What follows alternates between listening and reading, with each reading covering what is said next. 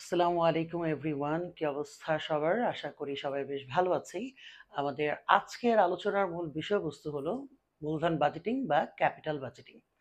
আসলে মূলধন বাজেটিং ব্যাপারটা কি? মূলধন বাজেটিং হলো একটি মূল্যায়ন প্রক্রিয়া যার মাধ্যমে দীর্ঘমেয়াদী বিনিয়োগ সিদ্ধান্ত গ্রহণ করা যায়। তার মানে একজন বিনিয়োগকারী একটা লম্বা সময়ের জন্য বিনিয়োগ করতে চাচ্ছেন। এই ক্ষেত্রে যে প্রক্রিয়াটা তিনি অবলম্বন করবেন, যার মাধ্যমে তিনি মূল্যায়ন করবেন যে কোন কোম্পানিটা ভালো, কোন কোম্পানিটা খারাপ, তাকে আমরা বলছি মূলধন বাজেটিং। এখন মূলধন বাজেটিং সম্পর্কে যদি আমরা একটু ডিটেলস জানতে চাই, সেই ক্ষেত্রে আমরা একটা উদাহরণ খেয়াল করতে পারি। এখানে একটি মানুষ বা একটি ব্যবসা প্রতিষ্ঠান আছে যে বিনিয়োগ করতে চায়, তার মানে সে একটা বিনিয়োগকারী। এখন এখানে কি অপর পাশে দেখা যাচ্ছে দুটি কোম্পানি আছে, এক্স ওয়াই জেড লিমিটেড অথবা আর এক্স ওয়াই লিমিটেড, যারা কিনা অর্থ খুঁজতেছেন বা অর্থ কারো কাছ থেকে বিনিয়োগ হিসেবে চাচ্ছেন। এখন বিনিয়োগকারী হুট করেই তো কাউকে বিনিয়োগ করে বসবেন না। বিনিয়োগকারী কাউকে বিনিয়োগ করার পূর্বে অবশ্যই সেই কোম্পানির আর্থিক ইনফরমেশন গুলাকে ঘাটাঘাটি করে দেখবেন যে এই কোম্পানিতে কি বিনিয়োগ করা উচিত হবে কি হবে না। এখন একটা কোম্পানিতে বিনিয়োগ করাটা কি উচিত হবে কি হবে না, এইটা জানার জন্য যে পদ্ধতিগুলো তিনি অবলম্বন করবেন, তার প্রক্রিয়াটাকেই আমরা বলছি মূলধন বাজেটিং। এখন একজন বিনিয়োগকারীর মধ্যে ৩ রকমের কোশ্চেন থাকতে পারে বিনিয়োগ করার পূর্বে। সে হয়তোবা জানতে চাইতে পারে যে আমি যে আজকে টাকাটা বিনিয়োগ করব কোনো একটা কোম্পানিতে, যেই কোম্পানিতে আমি টাকাটা বিনিয়োগ করব সেখান থেকে আমি ভবিষ্যতে বা নির্দিষ্ট সময় শেষে কত পার্সেন্ট প্রফিট পাবো। তার মানে আমি প্রফিট সম্পর্কে এনশিওর হতে চাই যে আমি কত পার্সেন্ট প্রফিট পাবো। ২ নাম্বার, আমি এমন একটা কোম্পানিতেই বিনিয়োগ করতে চাই যেই কোম্পানিতে আমার টাকাটা যেটা বিনিয়োগ হলো সেটা খুব দ্রুত আমার কাছে ব্যাক করে। তার মানে হলো আমি এমন একটা কোম্পানিতে বিনিয়োগ করতে চাইবো যেই কোম্পানি আমাকে আমার টাকা দ্রুত পরিশোধ করবে। এবং সর্বশেষে একজন বিনিয়োগকারী জানতে চাইবে আজকের দিনে তার বিনিয়োগের মূল্যায়নটা কেমন। তার মানে আজকের দিনে তিনি বিনিয়োগের জন্য যেই টাকাটা খরচ করলেন সেই অনুযায়ী তিনি সুবিধা পাবেন কিনা, আজকের দিনে বিনিয়োগের খরচের তুলনায় বিনিয়োগ সুবিধাটা কি ভালো কিনা, সেই জিনিসটা একজন বিনিয়োগকারী হিসেবে সে সর্বশেষে জানতে চাইবে। এখন আমার কথা হলো, এই যে আমরা ৩টি কোশ্চেনের কথা বললাম, এই ৩টি কোশ্চেনের অ্যান্সার বিনিয়োগকারী কিভাবে পাবে? এই ৩টি কোশ্চেনের অ্যান্সার পাওয়ার জন্য বিনিয়োগকারী মূলধন বাজেটিং চ্যাপ্টারটাকে অনুসরণ করবেন এবং এইটার ভিতর থেকে ৩-৪টা পদ্ধতি তিনি ব্যবহার করবেন। এই ৩-৪টা পদ্ধতির মধ্যে আছে গড় মুনাফার হার, পেবেক সময়, নিট বর্তমান মূল্য, আইআরআর অথবা অভ্যন্তরীণ আয় হার। এই পদ্ধতিগুলোকে ব্যবহার করার প্রক্রিয়াটাকেই আমি বলছি মূলধন বাজেটিং। তার মানে সর্বশেষে আমরা বলতে পারি যে একজন বিনিয়োগকারী যে মূল্যায়ন প্রক্রিয়ার মাধ্যমে দীর্ঘমেয়াদী বিনিয়োগ সিদ্ধান্ত গ্রহণ করতে পারে তাকেই বলে মূলধন বাজেটিং। মূলধন বাজেটিং এর চ্যাপ্টার থেকে অনেক ধরনের সমস্যা পরীক্ষায় আসে, যার মধ্যে একটি হলো গড় মুনাফার হার। গড় মুনাফার হার মানে হলো এটি এমন একটি পদ্ধতি যার মাধ্যমে বিনিয়োগকারী আগেই বুঝতে পারে কোনো কোম্পানিতে বিনিয়োগ করলে ভবিষ্যতে কত পার্সেন্ট প্রফিট হবে। তার মানে একজন বিনিয়োগকারী বিনিয়োগ করার পূর্বে যদি জানতে পারে যে এই কোম্পানিতে বিনিয়োগ করলে এত পার্সেন্ট প্রফিট হবে, তাহলে সে সঠিক সিদ্ধান্তটা নিতে পারে যে কোন কোম্পানিতে বিনিয়োগ করলে তার জন্য মঙ্গল হবে, তার জন্য ভালো হবে। তার মানে গড় মুনাফার হারের মাধ্যমে আমরা প্রফিটের পার্সেন্টেজটা জানতে পারি, যেটা কিনা একজন বিনিয়োগকারী ভবিষ্যতে কোনো একটা কোম্পানি থেকে পাবেন। তাহলে এখন আমরা গড় মুনাফার হার যদি বের করতে চাই, সেই ক্ষেত্রে আমাদেরকে কিছু ধাপ কিন্তু আমাদেরকে মেনটেন করতে হবে। সেই ধাপগুলো কি কি? তো পরীক্ষায় যদি কখনো গড় মুনাফার হার নিয়ে কোনো ম্যাথস আসে, সেই ক্ষেত্রে সাধারণত আমরা 4টি ধাপ অনুসরণ করি। স্টেপ নাম্বার 1 হলো গড় মুনাফার হার। এই অঙ্কটি যদি করতে চাই সেই ক্ষেত্রে আমাদেরকে সাধারণত 4টি ধাপ অনুসরণ করতে হয়। এই 4টি ধাপ এর মধ্যে প্রথম ধাপটি হলো কর পরবর্তী নিট মুনাফা। তার মানে প্রত্যেক বছরের কর পরবর্তী নিট মুনাফা আমাকে বের করতে হবে। 2 নাম্বার ধাপ হলো এই যে আমরা কর পরবর্তী নিট মুনাফাগুলো বের করলাম প্রত্যেক বছরের, এই প্রত্যেক বছরের কর পরবর্তী নিট মুনাফার গড় আমাকে বের করতে হবে। 3 নাম্বার ধাপটা হলো গড় বিনিয়োগ আমাকে বের করতে হবে। 4 নাম্বার ধাপ গড় মুনাফার হারে সূত্রে বসাতে হবে। আলটিমেটলি এই 4টা ধাপ করে ফেললেই আমরা জেনে যাব যে একটি কোম্পানিতে যদি আমরা বিনিয়োগ করি ভবিষ্যতে কত পার্সেন্ট প্রফিট আসতে পারে। এখন এই 4টি ধাপ কিভাবে করব আমরা সেটা দেখার জন্য একটা প্রবলেমেটিক সিচুয়েশন এখানে দাঁড় করানো হলো, একটা এক্সাম্পল হিসেবে দাঁড় করানো হলো। আমরা এই ম্যাথটিকে এখন সলভ করব, যার মাধ্যমে আমরা জানতে পারবো যে গড় মুনাফার হার আসলে কিভাবে করতে হয়, কিভাবে কিভাবে বের করতে হয়। তাহলে আমরা একটু প্রবলেমটা দেখে আসি। আমাদের প্রবলেমে দেখা যাচ্ছে যে অঙ্কটি হচ্ছে ৩ বছরের এবং যার মধ্যে প্রথম বছর, দ্বিতীয় বছর, তৃতীয় বছরের বিক্রয় দেয়া আছে, চলতি ব্যয় দেয়া আছে, স্থায়ী ব্যয় দেয়া আছে, অবচয়ের পরিমাণটি দেয়া নাই। তো অবচয় বের করার জন্য অবশ্যই আমাদের হাতে সূত্র আছে। আমরা সূত্র দিয়ে বের করতে পারবো অবচয়টা কত আসবে। এবং কর সাধারণত, যদি পরীক্ষায় করের ব্যাপারে কিছু বলা না থাকে, সাধারণত কর্পোরেট ট্যাক্স ধরতে হয় 40%। আর যদি দেয়া থাকে তাহলে আমরা এটা দিয়েই কাজ করব। পরবর্তীতে বিনিয়োগটা কত করেছিলাম প্রারম্ভিক, মানে বছরের শুরুতে বিনিয়োগটা কত ছিল সেটা দেয়া আছে। ভগ্নাবশেষ মূল্যটাও কিন্তু দেয়া আছে। ভগ্নাবশেষ মূল্য বলতে আমরা বুঝি যে মেয়াদ শেষে এই বিনিয়োগটার দাম কতটুকু থাকবে। তার মানে বিনিয়োগকৃত যে সম্পদটার উপর আমি হয়তোবা বিনিয়োগ করেছি সেটার মূল্য মেয়াদ শেষে কত থাকবে, সেটা হচ্ছে ভগ্নাবশেষ মূল্য। এখন এই প্রবলেমটা থেকে আমরা যদি গড় মুনাফার হার বের করতে চাই, তাহলে আমরা অলরেডি জেনে আসছি যে ১ নাম্বার ধাপে আমাদেরকে বের করতে হবে কর পরবর্তী নিট মুনাফা। এখন কর পরবর্তী নিট মুনাফা এর মানে কি? এর মানে হলো সকল আয় থেকে সকল ব্যয়গুলোকে বাদ দিতে হবে। তাহলে আমাদের এই অঙ্কটার মধ্যে একমাত্র আয় হচ্ছে বিক্রয়, বাকি সবগুলো হচ্ছে আমার ব্যয়। তাহলে আসেন আমরা এই অঙ্কটা করে ফেলি। প্রথমেই আমরা যদি লিখি এখানে বিক্রয় কত টাকা দেয়া আছে। প্রথম বছরে দেয়া আছে ১০,০০০ টাকা, দ্বিতীয় বছরে দেয়া আছে ২০,০০০ টাকা এবং তৃতীয় বছরে দেয়া আছে ৩০,০০০ টাকা। এর পরবর্তীতে আমাদের প্রথম ব্যয়, যার নাম হচ্ছে চলতি ব্যয়, এবং এই চলতি ব্যয়টা দেয়া আছে বিক্রয়ের উপরে 10%। তার মানে প্রত্যেক বছরের বিক্রয়ের উপরে 10% করে চলতি ব্যয় হলো। তাহলে প্রথম বছর ছিল ১০,০০০ টাকা বিক্রয়, এর উপরে 10% হবে চলতি ব্যয়। 10% মানে হলো ১,০০০ টাকা। এরপরে পর্যায়ক্রমে ২০,০০০ উপর 10% মানে ২,০০০ টাকা। এরপর ৩০,০০০ উপর 10% মানে হলো ৩,০০০ টাকা। তাহলে আমাদের চলতি ব্যয় বের হয়ে গেল। ৩ নাম্বার ধাপে ছিল স্থায়ী ব্যয়। তা আমাদের স্থায়ী ব্যয়ের মানে কি? স্থায়ী ব্যয়ের মানে হলো যেই ব্যয়টা স্থির থাকে, কখনো পরিবর্তন হয় না। তাই দেখেন প্রত্যেক বছরে সেম টাকাটাই আছে, ১,০০০ করে আছে। তাহলে ১,০০০ টাকা করে হলো আমার প্রত্যেক বছরের স্থায়ী ব্যয়। প্রত্যেক বছরের স্থায়ী ব্যয়। এখন আমাদের পরীক্ষার হলে অনেক সময় কোশ্চেনটাকে ক্রিটিক্যাল করার জন্য বা একটু কঠিন করার জন্য পরীক্ষার কোশ্চেনের মধ্যে কিছু ধাপের নাম উল্লেখ থাকতে পারে। ফর এক্সাম্পল, এই যে বিক্রয় থেকে আমরা চলতি ব্যয় এবং স্থায়ী ব্যয় যে বাদ দিব, এখন যে টাকার অ্যামাউন্টটা বের হবে এর আলাদা করে একটি নাম আছে। সেই নামটাকে আমরা সাধারণত বলে থাকি কর পূর্ববর্তী নগদ প্রবাহ। কর পূর্ববর্তী নগদ প্রবাহ। এবং আমাদেরকে মাথায় রাখতে হবে এর আরেকটা নাম আছে, এবং সেই নামটা হলো অবচয় এবং কর পূর্ববর্তী মুনাফা। তার মানে হলো আমরা এখনো অবচয় এবং কর বাদ দেই নেই, তাই অবচয় ও কর পূর্ববর্তী মুনাফা। তার মানে এটা হচ্ছে এমন একটা মুনাফা যেটা এখনো কর এবং অবচয় বাদ দেওয়া হয়নি। মুনাফা। তাহলে আমাদের টাকাগুলো কত কত আসে? ১০,০০০ থেকে ২,০০০ যদি বাদ দিয়ে দেই তাহলে ৮,০০০ টাকা আসে। ২০,০০০ থেকে ৩,০০০ টাকা বাদ দিয়ে দিলে ৭,০০০ টাকা আসে এবং ৩০,০০০ থেকে ৪,০০০ টাকা বাদ দিয়ে দিলে ২৬,০০০ টাকা আসে। তাহলে আমরা যদি একটু ভালো করে খেয়াল করি, এখানে দুঃখিত আমরা এখানে একটু ভুল বলেছিলাম যে ২০,০০০ থেকে ৩,০০০ টাকা বাদ দিলে ১৭,০০০ টাকা থাকে। এখন আমরা যদি একটু ভালো করে খেয়াল করি, আমাদের এই ধাপটাকে বলা হচ্ছে কর পূর্ববর্তী নগদ প্রবাহ, বা যার আরেকটি নাম হচ্ছে অবচয় ও কর পূর্ববর্তী মুনাফা। এখন এখান থেকে আমার এখনো দুইটি ব্যয় বাকি আছে বাদ দেয়া, যার মধ্যে একটি হচ্ছে অবচয়, যার মধ্যে আরেকটি হচ্ছে কর। এখন অবচয়ের ব্যাপারে দেখেন কোশ্চেনে কিন্তু কোনো কিছু বলা নেই। তার মানে অবচয়ের সূত্র আমাকে হেল্প করবে অবচয়ের মানটা বের করতে। তো আমরা জানি অবচয়ের সূত্রটি হলো বিনিয়োগ থেকে ভগ্নাবশেষ মূল্যকে আমরা বাদ দিব এবং মেয়াদ দিয়ে ভাগ দিব। মেয়াদ বলতে মোট বছরকে বোঝানো হচ্ছে। এইখানে বিনিয়োগ হলো টোটাল আমাদের, দেখেন নিচে দেয়া আছে ২০,০০০ টাকা, যেখান থেকে আমাদেরকে ভগ্নাবশেষ মূল্য বাদ দিতে হবে, যেখানে ভগ্নাবশেষ মূল্য দেয়া আছে ২,০০০ টাকা এবং আমাদের মেয়াদ হচ্ছে ৩ বছর। তাহলে ২০ থেকে ২,০০০ টাকা বাদ দিলে হবে ১৮,০০০, ১৮,০০০কে ৩ দিয়ে ভাগ দিলে হবে ৬,০০০। তার মানে আমাদের অবচয় হচ্ছে ৬,০০০ টাকা প্রতি বছরে। সাধারণত অবচয়ের ব্যাপারে কোনো কিছু বলা না থাকলে ধরে নিতে হয় সেটা সরল রৈখিক পদ্ধতিতে অবচয় ধার্য করতে হবে।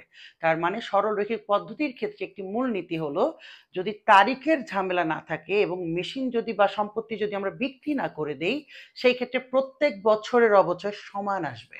তাহলে আমাদের প্রত্যেক বছরের অবচয় সমান হবে। আমরা লিখে ফেলছি, অবচয় আমাকে দেয়া আছে ৬,০০০ করে, তার মানে প্রত্যেক বছরের অবচয় হচ্ছে ৬,০০০ টাকা, এবং আমাকে এটা বাদ দিতে হবে, মাইনাস করতে হবে। এখন এই যে অবচয় আমরা বাদ দিয়ে দিব, এই অবচয় বাদ দেওয়ার পরে যেই টাকাটা বের হবে তারও কিন্তু একটা আলাদা নাম আছে। তার মানে কোশ্চেনে যদি এখন এই টাকাটার অ্যামাউন্টগুলো যদি বলে দেয়, সেই ক্ষেত্রে আমি অঙ্ক কিন্তু উপর থেকে স্টার্ট করব না, আমি যেই ধাপ থেকে বলা হবে সেই ধাপ থেকে স্টার্ট করব। তাহলে এখন আমাদের কি আসবে? এখন আমাদের ৮,০০০ থেকে ৬,০০০ টাকা বাদ দিলে হবে ২,০০০। ১৭,০০০ থেকে ৬,০০০ বাদ দিলে হবে ১১,০০০ টাকা। ২৬,০০০ থেকে ৬,০০০ বাদ দিলে হবে ২০,০০০ টাকা। এই যে আমাদের টাকাগুলো বের হলো, এই টাকাটার একটা নাম আছে। এখন এইটার নামটি হলো কর পূর্ববর্তী মুনাফা। কর পূর্ববর্তী মুনাফা, যাকে আমরা বলতে পারি মোট লাভ। তার মানে গ্রস প্রফিট আমরা এটাকে বলতে পারি। তাহলে এতক্ষণ পর্যন্ত আমরা যেটা বের করলাম সেটা হচ্ছে মোট লাভ বা কর পূর্ববর্তী মুনাফা। এখন আমার কথা হলো স্যার, এখান থেকে একমাত্র যেটা বাকি আছে ব্যয় বাদ দেওয়ার, সেটা হলো কর নিজেই। তাহলে এখন আমরা এখান থেকে কর বাদ দিব, তবে মনে রাখবো কর অবশ্যই আমাকে ধরতে হবে মোট লাভের উপরে। তার মানে আমার এখানে যে পার্সেন্টেজটা লাভ হয়েছে বা যতটুকু টাকা লাভ হয়েছে তার উপরেই আমি করের পার্সেন্টেজটা বের করব। তো এখানে কর দেয়া আছে ৪০%, তাহলে আমাকে ২,০০০ টাকার উপরে, যেহেতু আমাদের প্রথম বছরে লাভ হয়েছে ২,০০০ টাকায়, ২,০০০ টাকার উপরে আমি কর ধরবো ৪০%। কর ৪০% ধরা হয়, তাহলে এখান থেকে আসবে ৮০০ টাকা। ১১,০০০ টাকার উপরে যদি ৪০% ধরা হয়, ৪-১১-৪৪, তার মানে আমাদের আসবে ৪,৪০০ টাকা। এবং ২০,০০০ টাকার উপরে যদি আমরা ৪০% ধরি, তাহলে আমাদের কর আসে ৮,০০০ টাকা। এই যে আমরা এখন কর বের করে ফেললাম, এখন আমাদের যে টাকাটা বের হবে এটাই হচ্ছে আমাদের কর পূর্ববর্তী বা কর, দুঃখিত, কর পরবর্তী মুনাফা। তাহলে এখন আমরা যেটা বের করব সেটাকে আমরা বলছি কর পরবর্তী মুনাফা। তাহলে ২০,০০০ থেকে ৮০০ টাকা বাদ দিলে আসে ১২০০ টাকা। ১১,০০০ থেকে ৪,৪০০ টাকা বাদ দিলে আসে ৬,৬০০ টাকা। ২০,০০০ থেকে ৮,০০০ টাকা বাদ দিলে আসে ১২,০০০ টাকা। এই যে আমাদের এখন সর্বশেষ যে ধাপটা বের হলো, তাকেই আমরা বলছি কর পরবর্তী মুনাফা। কর পরবর্তী মুনাফা, যার আরেকটা নাম হতে পারে নিট মুনাফা। তার মানে সবকিছু বাদ দেওয়ার পরে যতটুকু আমার প্রফিট আসলো তাকে আমরা এই নামটা আখ্যায়িত করতে পারি নিট মুনাফা বা কর পরবর্তী মুনাফা হিসেবে। এখন আমাদের প্রথম ধাপটি কিন্তু শেষ, কর পরবর্তী নিট মুনাফা কিন্তু বের হয়ে গেল। তাহলে এখন আমাদের দ্বিতীয় ধাপে বের করতে হবে গড় কর পরবর্তী মুনাফা।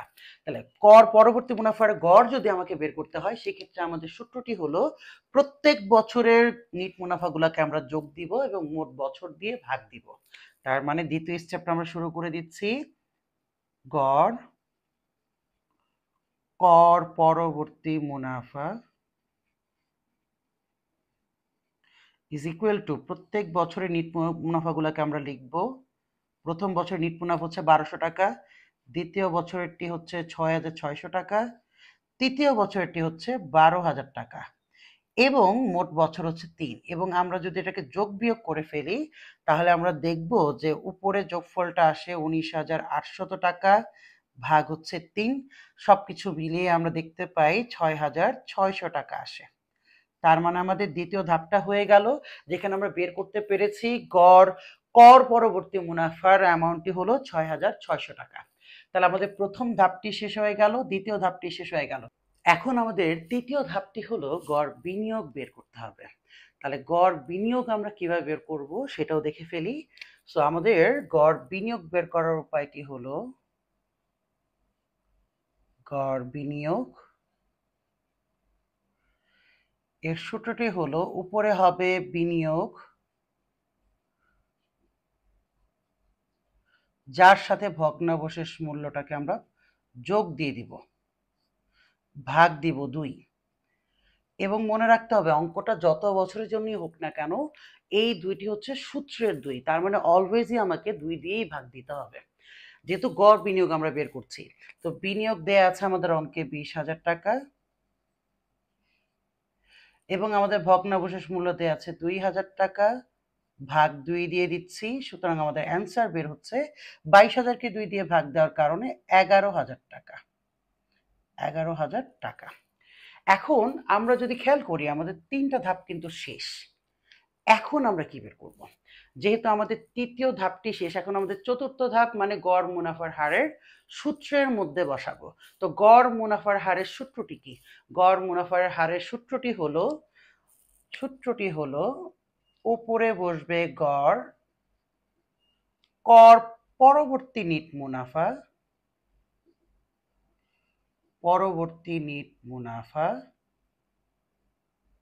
এবং আমরা ভাগ দিব গড় বিনিয়োগ দিয়ে। তার মানে অলরেডি আমরা স্টেপ 2 এবং স্টেপ 3 তে যেটা পেয়েছি সেই মানগুলোকে বসাবো। এখন আমরা মানগুলোকে বসিয়ে ফেলি। আমাদের প্রথমে কর পরবর্তী নিট মুনাফাটি বের হয়েছিল 6,600 টাকা, 6,600 টাকা, এবং পরবর্তীতে আমাদের গড় বিনিয়োগটি বের হয়েছিল 11,000 টাকা, 11,000 টাকা। যেহেতু আমাদের অ্যান্সারটি পার্সেন্টেজে আসবে, যেহেতু হার চেয়েছে, সেহেতু আমরা অবশ্যই 100 দিয়ে গুণ দিব। এখন স্বাভাবিকভাবে এটা দেখেই খুব ইজিলি গেস করা যাচ্ছে যে এটার মানটি আসবে 60%, তার মানে 60%।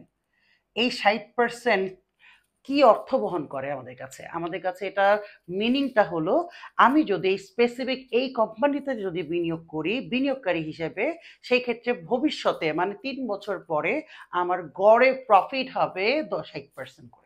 তার মানে এই ব্যবসায় বিনিয়োগ করলে আমার গড় মুনাফার হার হবে 60%।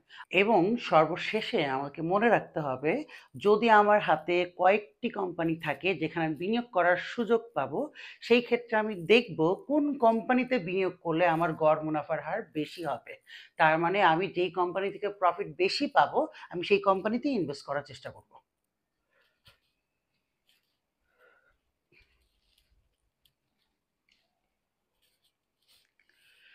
মূলধন বাজেটিং এর দ্বিতীয় পদ্ধতিটির নাম হলো পেব্যাক সময় পদ্ধতি। তো পেব্যাক সময় পদ্ধতি বলতে বোঝায় যে বিনিয়োগকারী এই যে টাকাটা বিনিয়োগ করবে, এই বিনিয়োগকৃত অর্থ কতটুকু সময় পরে আবার ফেরত আসবে। তার মানে আমরা যে বিনিয়োগটা করব, যে প্রতিষ্ঠানেই বিনিয়োগ করি না কেন, ওই প্রতিষ্ঠানটি আমার বিনিয়োগকৃত অর্থ আমাকে ফেরত দিতে কতটুকু সময় নিবে, সেটাকেই বলছি পেব্যাক সময়। এখন পেব্যাক সময় যদি আমাকে ম্যাথমেটিক্যালি বের করতে হয়, সেক্ষেত্রে আমাকে মনে রাখতে হবে যে পেব্যাক সময়ের জন্য প্রথম ধাপে বের করতে হবে নগদ আন্তঃপ্রবাহ, এবং প্রত্যেক বছর যদি সেই নগদ আন্তঃপ্রবাহের মানগুলো সমান হয়, সেই ক্ষেত্রে আমি ডিরেক্ট সূত্রে বসিয়ে দিব। এবং যদি প্রতি বছর নগদ আন্তঃপ্রবাহের টাকাগুলো সমান না হয়, সেই ক্ষেত্রে ধাপ একটি বেড়ে যাবে, সেই ক্ষেত্রে ক্রমযোজিত নগদ প্রবাহ আমাকে বের করতে হবে এবং সর্বশেষ ধাপে সূত্র বসিয়ে দিতে হবে। এখন প্র্যাকটিস 1-এ কিন্তু আমরা করেছিলাম গড় মুনাফার হার, ঠিক যেই ম্যাথটার মাধ্যমে আমরা করেছিলাম সেই একই ম্যাথ থেকে আমরা পেব্যাক বের করার চেষ্টা করব। তো আমরা যদি একটু খেয়াল করে দেখি, প্র্যাকটিস 1-এ গড় মুনাফার হারের অঙ্কটি করার সময় আমাদের কর পরবর্তী নিট মুনাফাটি বের হয়েছিল প্রথম বছরে 1,200 টাকা, দ্বিতীয় বছরে 6,600 টাকা, এবং তৃতীয় বছরে 12,000 টাকা। এখন কোশ্চেন হলো আমরা এটা কেন লিখলাম? আসলে এই যে নগদ প্রবাহ আমাকে আগে বের করতে হবে বা নগদ আন্তঃপ্রবাহ আমাকে বের করতে হবে, এটা বের করার জন্য নিয়ম হলো কর পরবর্তী নিট মুনাফার সাথে প্রত্যেক বছরের অবচয়কে আমরা যোগ দিয়ে দিব। প্রত্যেক বছরের অবচয়কে আমরা যোগ দিয়ে দিব। তো অবচয় অলরেডি আমরা কিন্তু গত ম্যাথে বের করে রেখেছিলাম। তো সেখানে ছিল প্রতি বছর 6,000 টাকা। তো আমরা প্রত্যেক বছরে 6,000 টাকা করে প্লাস করে দিব। এবং মনে রাখবো আমাদের অঙ্কে কর পরবর্তী নিট মুনাফার সাথে অবচয়কে যোগ দেওয়া মাত্রই যে টাকাটা বের হবে তাকে আমরা বলবো নগদ আন্তঃপ্রবাহ। তবে নগদ আন্তঃপ্রবাহ বের করার সময় আমাদেরকে একটা ব্যাপারে খুবই কনসার্ন থাকতে হবে। সেই ব্যাপারটা হলো, যদি ম্যাথসের মধ্যে যদি ভগ্নাবশেষ মূল্য থেকে থাকে, সেই ক্ষেত্রে কিন্তু একটু ডিফারেন্ট ব্যাপার আছে। তারপরে আমি আবার বলছি, যদি অঙ্কের মধ্যে ভগ্নাবশেষ মূল্যের মান দেয়া থাকে, সেই ক্ষেত্রে সর্বশেষ বছরে ভগ্নাবশেষ মূল্যটি যোগ দিতে হবে। সর্বশেষ বছরটিতে ভগ্নাবশেষ মূল্যটি যোগ দিতে হবে এবং সেই ক্ষেত্রে আমরা পেয়ে যাব প্রত্যেক বছরের নগদ আন্তঃপ্রবাহের মান। তাহলে মানে আমাদের প্রথম বছরে টাকাটি আসতেছে ৭,২০০ টাকা, পরের বছর আসতেছে ১২,৬০০ টাকা, তারপরের বছর আসতেছে ২০,০০০ টাকা। এই যে আমরা টাকাগুলোকে বের করলাম, এই টাকাগুলোকেই আমরা বলছি নগদ আন্তঃপ্রবাহের মান। তাহলে আমরা এখন লিখে ফেলতে পারি, এটাই হচ্ছে আমাদের নগদ আন্তঃপ্রবাহের মান।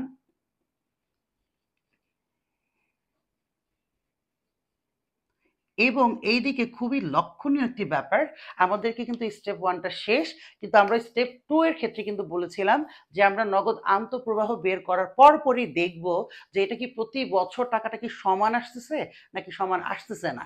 এখানে কিন্তু আমরা দেখাই যাচ্ছে যে প্রত্যেক বছরের টাকাগুলো কিন্তু আলাদা আলাদা, মানে অসমান, মানে সমান না। যেহেতু টাকাগুলো সমান না, সেহেতু আমরা কিন্তু এই ধাপে যাব না, আমরা কিন্তু এই স্টাইলটাকে ফলো করব।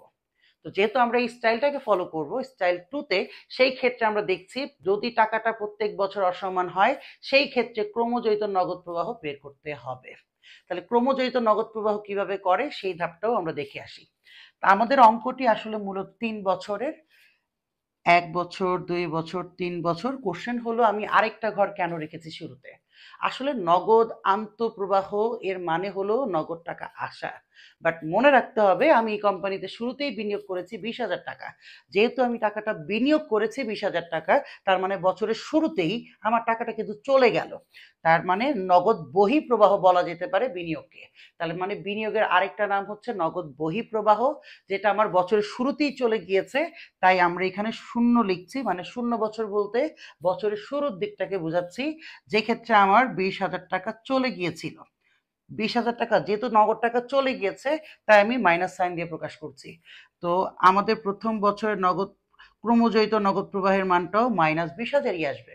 এরপর থেকে যদি আমরা চিন্তা করি টানা 3 বছর আমার টাকাটা আসতেছে, বিনিয়োগ করার কারণে টাকাটাকে ব্যাক আসতেছে। এখন প্রথম বছরে আমাদের টাকাটা ব্যাক এসেছে ৭,২০০ টাকা, দ্বিতীয় বছরে আমাদের টাকাটা এসেছে ১২,৬০০ টাকা, তৃতীয় বছর আমাদের টাকাটা এসেছে ২০,000 টাকা। আমাদের কথা হলো যেহেতু আমরা টাকাটা বিনিয়োগ করেছি 20,000 টাকা, এখন এই টাকাগুলো আমার কাছে ব্যাক আসবে। তো আমি দেখব যে আমার এই চালান টাকাটা কত দিনের মধ্যে ফেরত আসে। আমার কিন্তু এই অঙ্কে প্রফিট দেখাটা মুখ্য ব্যাপার না। প্রফিট আমরা দেখব গড় মুনাফার হারের বেলায়। বাট এই পেব্যাক আমাকে শুধু দেখাবে আমার চালানকৃত বা বিনিয়োগকৃত অর্থটা কখন ফেরত আসতেছে, কতটুকু সময় লাগতেছে এটা ফেরত আসার জন্য। তো প্রথম বছর আমার টাকা ফেরত এসেছে ৭,২০০ টাকা, ওই 20,000 টাকার মধ্যে। তাহলে আমরা এই 20,000-এর সাথে -20,000-এর সাথে কিন্তু ৭,২০০ টাকা প্লাস করব। তো আমরা দেখতে পাই যে -20,000-এর মধ্যে ৭,২০০ টাকা যদি চলে আসে, তাহলে এখনো আসেনি কত টাকা।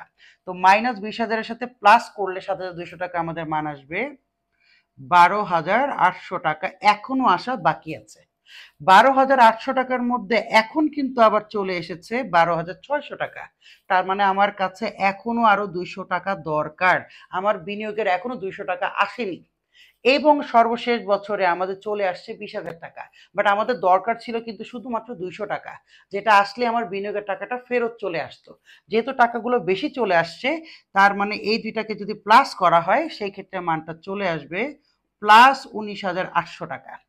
তো এখন আমাদের কিন্তু ক্রমজয়িত নগদ প্রবাহগুলো বের হয়ে গেল। মূলত ক্রমজয়িত নগদ প্রবাহগুলো আমরা বের করলাম আড়াআড়িভাবে যোগ করে। এখন আমার কথা হলো ৩ নাম্বার ধাপ, যেখানে আমাকে বলা হয়েছে পেব্যাকের সূত্র বসাতে হবে অথবা পেব্যাকের মানটা ডিরেক্টলি চলে আসবে। তাহলে অতএব আমরা লিখব পেব্যাক